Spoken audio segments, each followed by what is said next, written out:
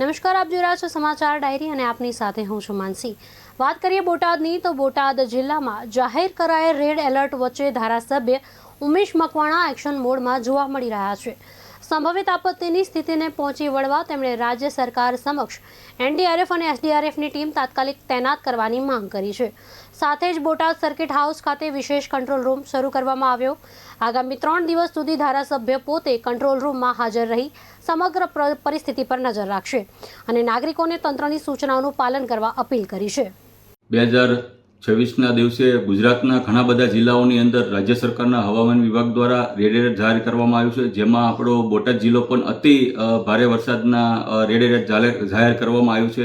એટલે આ તકે બોટાદના ધારાસભ્ય તરીકે બોટાદની જનતાને એક અપીલ કરું છું કે ભાઈ કામ વગર તમે ઘરની બહાર નીકળતા નહીં। નીચાણવાળા જેટલા પણ આપણા વિસ્તારો છે, જેમ કે તુરખા રોડ છે, તળાવના જે ઓગણની પાસે જે ઝૂંપડપટ્ટી વિસ્તારમાં લોકો રહે છે, એનું હાલ અત્યારે અમે સ્થળાંતર ચાલુ કરી દીધું, પણ લોકોને સ્વયંભૂ આ વિસ્તાર છોડી દેવામાં આવે તેવી વિનંતી કરું છું કે આપણું કૃષ્ણસાગર જે તળાવ જે છે એ અત્યારે હાલ આપણે 70 થી 80% જેટલું ભરાયેલું છે। જો અતિ વરસાદ પડશે તો તળાવ ઓવરફ્લો થવાની શક્યતા છે, નીચાણવાળામાં પાણી આવવાની ખૂબ શક્યતા છે। સાથોસાથ જે ગોમા નદીના કાંઠે જે વિસ્તારમાં લોકો રહે છે અને ખામડા ડેમ પણ અત્યારે હાલ આપણે ઓવરફ્લો થઈ ગયો છે। એટલે કે જનતાને વિનંતી કરું છું કે ભાઈ જરૂર હોય તો જ ઘરની બહાર નીકળજો। 3 દિવસ સતત આગાહી છે અને સાથોસાથ હું પોતે અહીંયા બોટાદ સર્કિટ હાઉસ ખાતે મેં મારો એક કંટ્રોલ રૂમ ખોલી દીધો છે, જેનો નંબર છે 99989806 અને 9998989693। આ હું પોતે